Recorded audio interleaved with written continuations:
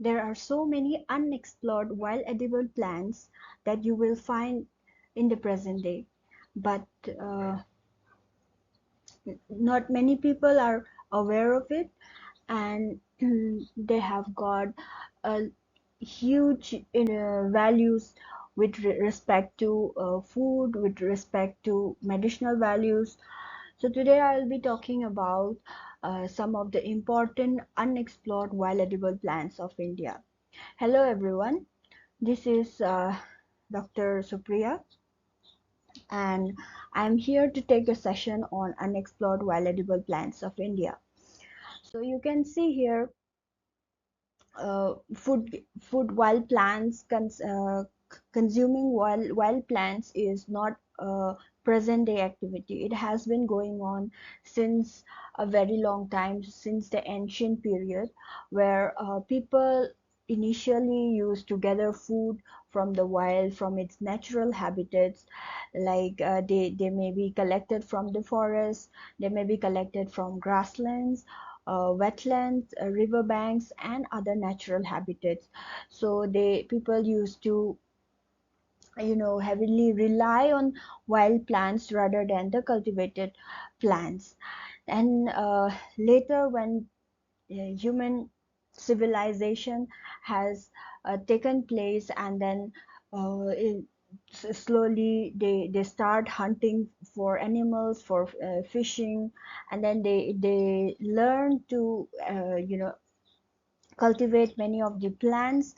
So this cultivation of plants was initially selected obviously from the wild plants. So many of the food crops that you are observing today was initially from the wild plants at one point of time.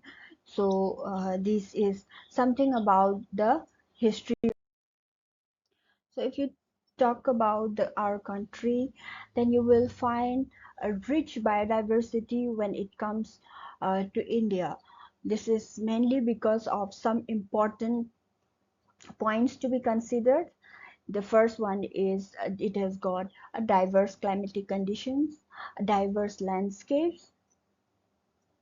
So when we talk about diverse climatic conditions, India possesses about four global biodiversity hotspots.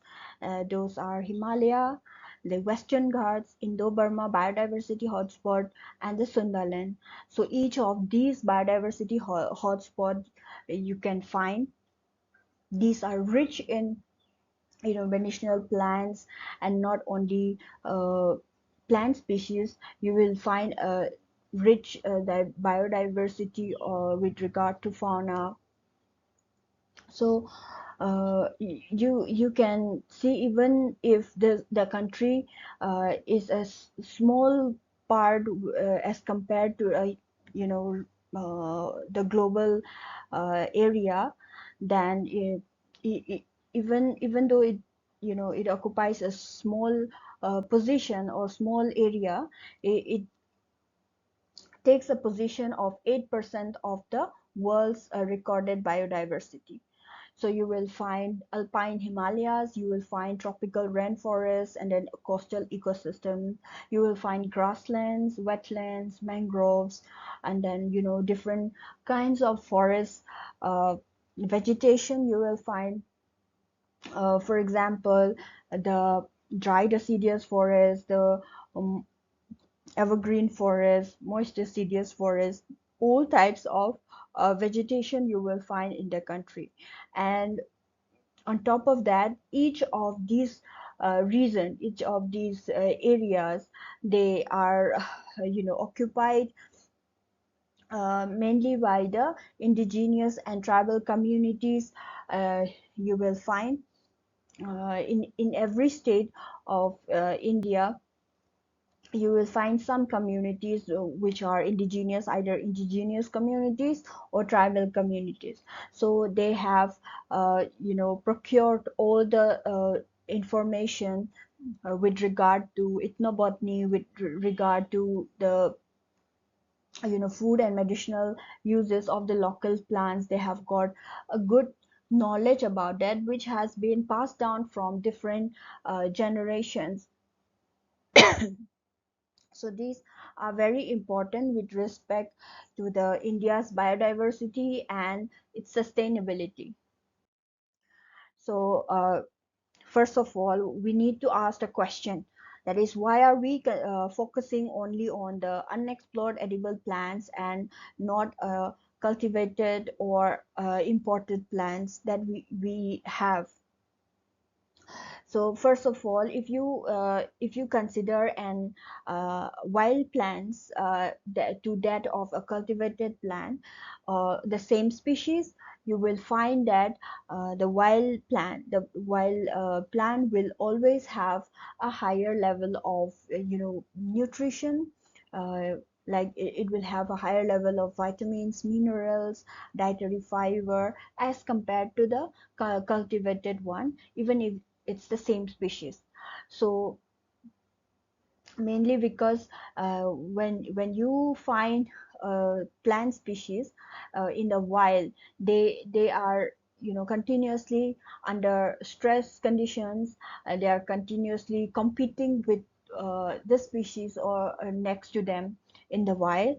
So there are different stress conditions, environmental, that can be nutrition, that may be competition. So all of these helps the plant to uh, improve their immunity, and in that case they will try to produce more secondary metabolites which are actually helpful for the human. So that is why the wild plants, the wild species that you will find, that they are more nutritious as compared to uh, the cultivated ones. And you will see that those unexplored edible plants, wild edible plants, because of the continuous stress, they uh, they are important again to study, to help cope up with the global population that is continuously increasing, and the demand for the changing climate. So here again, it is important to consider. Next, like I said, they are continuously under stress. The stress may be drought, poor soil conditions, pest, diseases, extreme environmental conditions. So these are the some of the environmental stress they face. So like I said, all these conditions, all these stress environments, uh, they create, they help to improve the nutrients, the bioactive compounds within the wild species. So the wild edible plants are so important in this matter. So for a particular reason, like I said, there are certain tribal communities, or they are indigenous communities, so they are well aware of the plants surrounding them, and then they understand, or they can identify those plants in their local language, of course, and then they know how to consume them, they know how to uh, harvest them. So they harvest in such a way that they remain as a, they use it as a sustainable way. So that is important, because normally when some plants is seems to be important, then the present they thought is that they wanted money, and then they try to extract it as much as possible for business, for income generation, and then at last what happens is they destroy the habitat and the species itself. So that is a problem. But these communities, these indigenous communities, these tribal communities, they are well aware that how much to extract, or how much to harvest from the wild, so that it remain for the next year, or it remains uh, there without harming the species. So the continuous urbanization, the continuous habitat destructions, and then people are rapidly shifting or migrating uh, to to more advanced cities and towns, and leaving behind their hometowns. So what happens is all this modernization, rapid modernization, use of medicinal drugs that is available in the market. So this has led down to the use of traditional ways of therapeutic systems used from the wild plants and all. So all these informations are continuously being lost when people migrate from one place to another for their livelihood and all. So that is continuously happening. So let's talk about some of the wild edible tubers. The first one here I'm showing is Dioscorea pentaphylla. So this plant, or this is a climber, this is a tuberous plant, and this tuberous plant is commonly found in states like Kerala, Karnataka, Maharashtra, Odisha, and parts of Northeast India. So uh, there are different species of Dioscorea that you will find, but most of the wild species that you find, they are slightly toxic when it is consumed raw. So because of presence of some allergens, and then bioactive compounds like diascorin, and then you will find oxalates in many of the Dioscorea species. So when it is not processed well, so it can uh, create problems with regard to allergy reactions and all. So the tribal communities that dwell in the forest or forest nearby the forest areas, they used to collect the tubers, and they have a proper knowledge of how to get rid of the toxic compounds. So they usually cut the pieces of the tuber, and then leave it in a running water, or they continuously boiled it and cook it very well, so that the toxic compounds are being degraded or being released away uh, in the running water. So that is how the tribal communities consume such tuberous plants. I'm showing you here another species of Dioscorea, which is Dioscorea esculenta, uh, consumed in Kerala, Odisha, Tamil Nadu, Tripura, and Tripura is again part of Northeast India, and there are other states of Northeast India where people consume the Dioscorea esculenta. So, like I said, the presence of some toxic compounds, they can harm to individuals having hormone sensitive conditions, kidney issues, or pregnant women. So care should be taken, or not to consume such plants as raw, or if uh, uh, or without boiling, or without removing the toxic compounds. So all these communities, they are well aware of how to consume, how to prepare to remove the toxic compounds. The next plant is Dioscorea pubera, and uh, I have seen these tribal some of the tribal communities consume this species in Odisha, and then it is also consumed in parts of Andhra Pradesh and some parts of northeastern India. Again, here this is Dioscorea alata, and this is a cultivated species of Dioscorea, and you will find very less amount of toxic compounds as compared to the other wild species of Dioscorea. So you can even call it as a purple yam, and you will find this species in most parts of India. So the as the toxic compounds are very less in this species, people usually consume it by cooking, and then you don't have to you know use different techniques, or you don't have to understand different ways to remove the toxic compounds, especially for this species. So it is well marketed species, and you will find this species in some towns, or very common in the rural areas. So the next plant here is Eleocharis dulcis.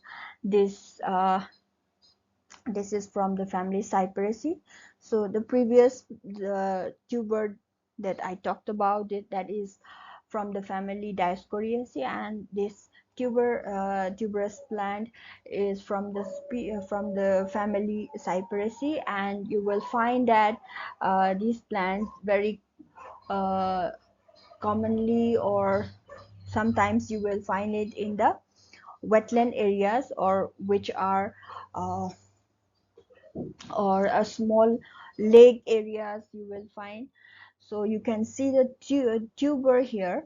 So the tuber is again available in December, around December, and it is edible, and you can eat it raw or either cooked. So it is slightly sweet in nature, and you can consume it as a snack. So it is very common in northeastern India, and you will find the species easily available in the market during the winter season. The next plant is Amorphophallus perennifoliosus. This is again a tuberous plant, and it is commonly consumed across India, like West Bengal, Orissa, Andhra Pradesh, Bihar, Uttar Pradesh, Maharashtra, Gujarat, and some parts of Northeast India. So this photograph I'm showing it here. I've taken it myself, the tuber plant in the market. So people, bring such tubers in the market, sell it. Uh, so these are very commonly found in the hilly areas, or even in the plain areas. So let's talk about some of the wild leafy vegetables that you find. The first one is Polygonum flavium. So I am showing you here some of the wild plants that are not very common. So you will find in Odisha, Jharkhand, West Bengal, Uttar Pradesh, and Uttarakhand. So this plant is again a wetland plant, and you will find in the moist habitat. So there are different Polygonum species that you will find consuming by people. There is another species like Polygonum barbata. So again, that is also an important while edible leafy vegetables, I would say. The next plant is Ficus virens, or I can call it as a white fig. So this is from the family Moraceae, and you will find across India there are different types of ficus species which are consumed by the different communities. Especially fruits are easily consumed, but then again the tender shoots are being consumed. So this species is one of them, that people consume the shoots of the or the tender leaves of the species. So this is common in Rajasthan, Gujarat, Maharashtra, Madhya Pradesh, Chhattisgarh, Orissa, Karnataka, Andhra Pradesh, Telangana, and parts of northeastern India. So this is one of the important leafy vegetables you will find. The next plant is Begonia picta. It's consumed in Odisha, Uttarakhand, Himachal Pradesh, Sikkim, Arunachal Pradesh, and parts of Northeast India. So in Orissa, during my field survey, I have observed that people consume its leaves, either as cooked, or people make use of as a chutney and consume. The next plant is Ophioglossum reticulatum. So this plant, it is a fern from the family Ophioglossacea.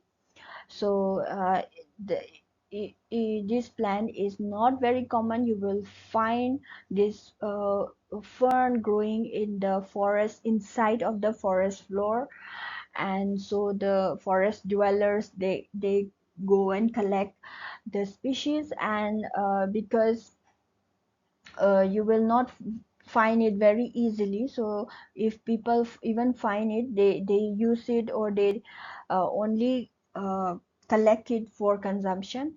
So it is also not easily find in the local hard market of the rural areas. So mostly people collect it for consumption. So it is usually found in Orissa, Jharkhand, Chhattisgarh, Madhya Pradesh, and Maharashtra. So this is a very kind of delicious uh, leafy vegetables that you will find.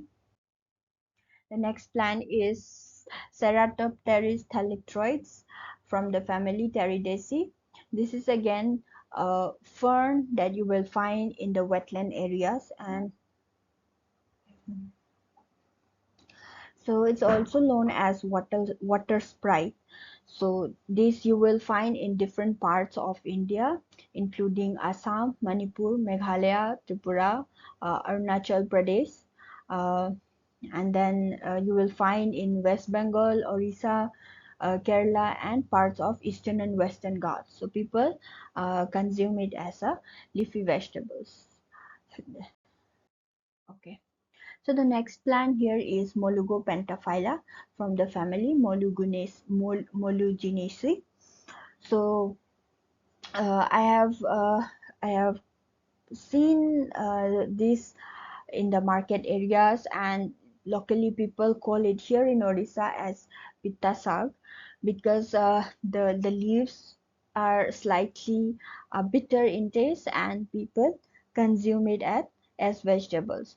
So it is consumed in Odisha, West Bengal, Jharkhand, Chhattisgarh, Madhya Pradesh, Tamil Nadu, Andhra Pradesh, Telangana, and Kerala. So these are the states that consume this species. The next plant is Rungia pectinata from the family Acanthaceae. So it is known as mati sak in Orissa. So different species or different plants that I'm showing you here, which are edible because they have got its food values, or sometimes medicinal values. So local people, local communities, they have got their own local name. So one local name of a region might not be same as the local name of the other region. So they can be different, and it is totally okay. So in Orissa, it is known as mati sak, and it is consumed in Orissa, Jharkhand, Chhattisgarh, West Bengal, Andhra Pradesh, Telangana, Karnataka, and Tamil Nadu. The next plant is Commelina bengalensis, consumed in Orissa, West Bengal, Jharkhand, uh, most parts of the India. So this is from the family Commelinaceae. The next plant is Ipomia aquatica, found in states like, this species is very common, and you will find in almost all states across India. So the tender shoots are normally consumed for this species. So the next group of plants, edible plants, are some edible flowers. The first one I'm showing you here is Indigofera cassoides, and it is consumed in Orissa, Maharashtra, Kerala. Himachal Pradesh and other Himalayan and central Indian regions. So people collect the flowers, and then they will either cook in different ways, in their traditional ways, and they consume it. So this information I found it from this state, that is Odisha. So there are different seeds also. People consume the seeds of different plants. For example, Bahunia Valley. So this plant is huge climber, and this is from the family Fabaceae. So you will find the seeds easily consumed by many tribal communities, and I have seen this in the market. You can see the seeds here. So you will find this in states like Orissa, Jharkhand, Chhattisgarh, Madhya Pradesh, Maharashtra, Andhra Pradesh, Telangana, and parts of central and eastern India. So you can see here the seeds, people collecting it, and you can find in the local hut. So apart from that, the leaves are also used as natural plates. Some of the edible fruits you will find. The first is Cordia dichotoma from the family Boraginaceae. So the fruits are either cooked, or people make pickles out of it, or people make chutneys out of it. So they cook it in a different ways, in their traditional ways. So we got the information from the state Orissa, and the species is consumed in different states across India, like from Rajasthan, Gujarat, Punjab, Haryana, Uttar Pradesh, Madhya Pradesh, uh, Maharashtra, Chhattisgarh, Orissa, and parts of South India. So the plant is not famous for its fruits, edible fruits, but also its edible leaves. So the tender leaves are also consumed as vegetables, and the fruits is also consumed. The next plant is Clericia oleosa from the family Sapindaceae. So this locally known as Kusum minorisa. It has got a beautiful, bright leaves in their tender. Uh, the tender leaves are very colorful, and you will find that the ripened fruits are slightly sweet and sour in taste, and people collect it, consume it, as well marketed in the local hut. So here in Orissa, it is consumed in other states like Jharkhand, Chhattisgarh, Madhya Pradesh, Maharashtra, West Bengal, and central and many parts of the central and eastern India. You will find the plant consuming. So this is one of the important tree species of the central India. The next plant is Annona reticulata from the family Annonaceae. So the plant is again similar to well known species of Annona, that is Annona squamosa. Yes, Annona squamosa, or the local name you can say, it's not a local name. I think it is custard apple that you will find in most of the market areas. But this species, that is Annona reticulata, looks similar, but it is not exactly the same. So these species, when you try to consume, uh, when it is not ripened, then you will taste like a little tannic. So it is not easily palatable when it's not ripened. So once it is ripened, the fruit becomes very sweet, and then uh, people usually consume the ripened fruits of Annona reticulata. So you will find in the states Maharashtra, Gujarat, Rajasthan, Madhya Pradesh, Chhattisgarh, Orissa, West Bengal, Andhra Pradesh. So like I have been repeatedly,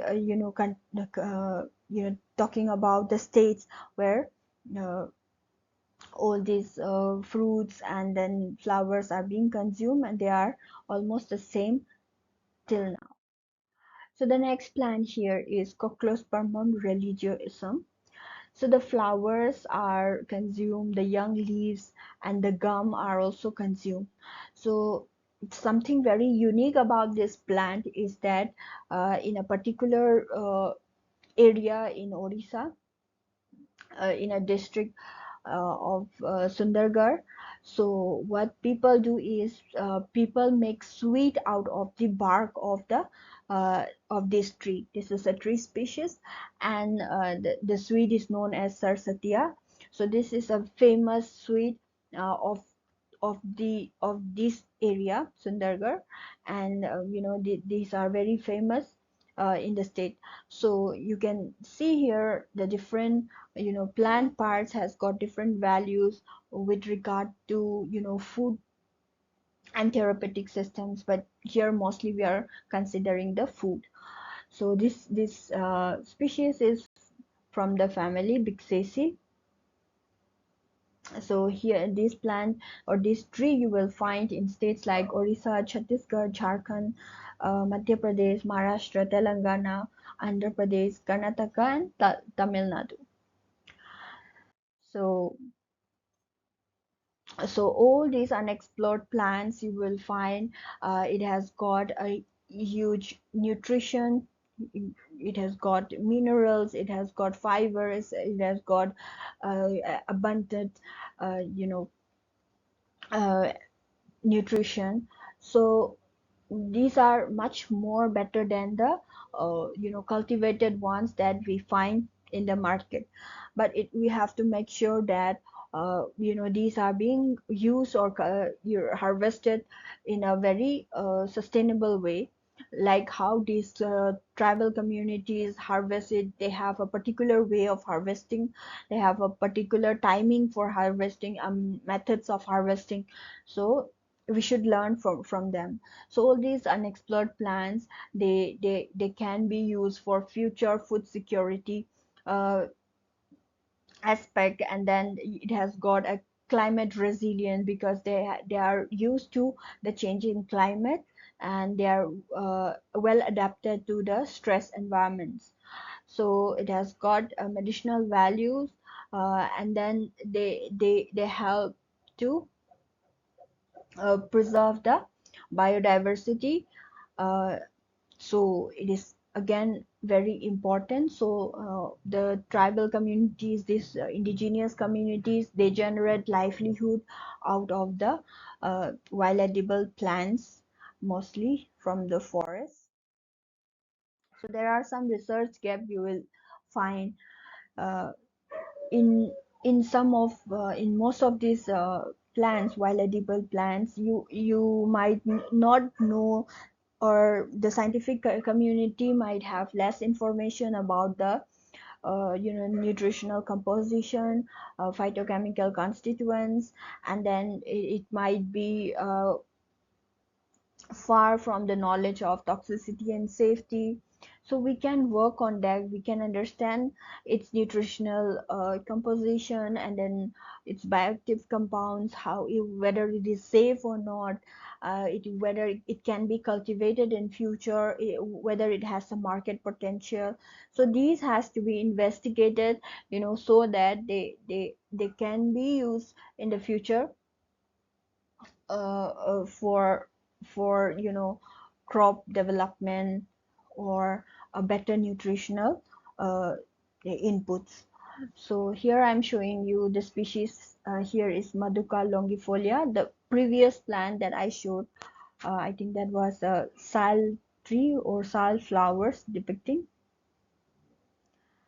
So the next plant or we have to think about the how the nutraceutical plants have to be developed, how the crop domestication has to be developed from the wild plants to retain maximum its nutritional values, and it shouldn't be over extracted, or the habitat shouldn't be destroyed.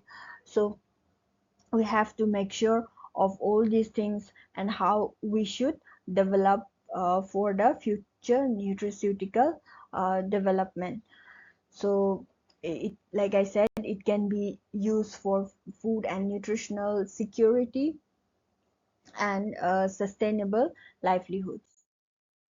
The plant that I showed was Pureria tuberosa, an important plant. uh, you'll find in the forest areas. It's a tuberous plant, mostly used for various diseases. So the plant here I'm showing you is Maduka longifolia flowers. So the flowers are sweet, and the local tribal communities, they collect the flowers, and then they ferment it, and they make a local liquor out of it. So it is very expensive, and there are different ways of uh, making such traditional food, traditional liquor. So this is very important. So I couldn't gather all the information, but I tried to uh, you know bring up with different types of habits that are being consumed as wild edible plants. So that's all for today. Thank you so much.